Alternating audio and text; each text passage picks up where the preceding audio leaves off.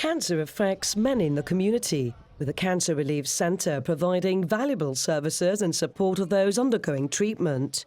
The latest addition to the facility is a children's playground aimed at supporting young families, something the centre's manager says has made all the difference. You know, we've been waiting for this now probably for about 2 years.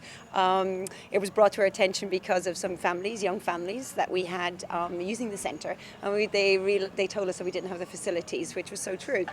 So we've been working really hard for the last 2 years to try and provide what we should be providing for young families, and thankfully, thanks to the Guardian Angel Foundation, we've got it now, and we're delighted. We're absolutely thrilled. Now, children can come up with their families, and they know there's somewhere safe for them to be. So they're looked after. They've got a place to relax, and then that means mum, dad, grandma, grandpa, you know, whoever it is, can relax knowing that, and they actually can get the benefit from the services that they really need.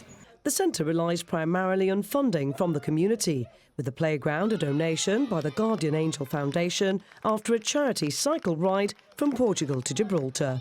They pick a project and then they work towards that project as to how much money they will need for it. And so we had nothing to do. It was amazing. Tyrone and all the team, they raised over £13,000 for this, and we had nothing to do other than just work with them on the design, tell them what we want, and then they delivered something that is more than what we could have hoped for. It really is. And the Cancer Relief Centre has plenty to offer, with the services having developed and grown over the last 4 years. The building costs £18,000 a month to run on average, with this providing and including professional nursing services.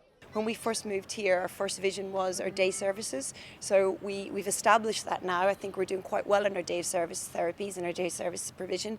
But now our next big goal is, all going well, will be our in-service therapies and hopefully our inpatient hospice. And we're working closely with the government on that, and we're hoping together. We want that vision. We know what we all want. We're both working towards it, and I'm optimistic that we're going to get there soon someday. And time for celebration too. I think we've just walked in on your Easter party, hence the bunny ears and the dancing. So providing some extra services there too for patients and their families. Exactly. This is what we're about here. You know.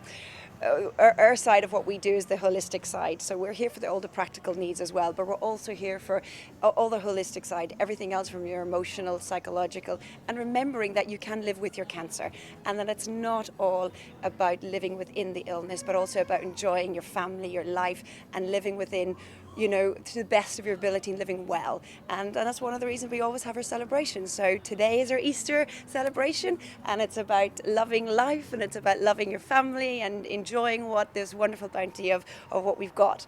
And yeah, and hence the bunny ears.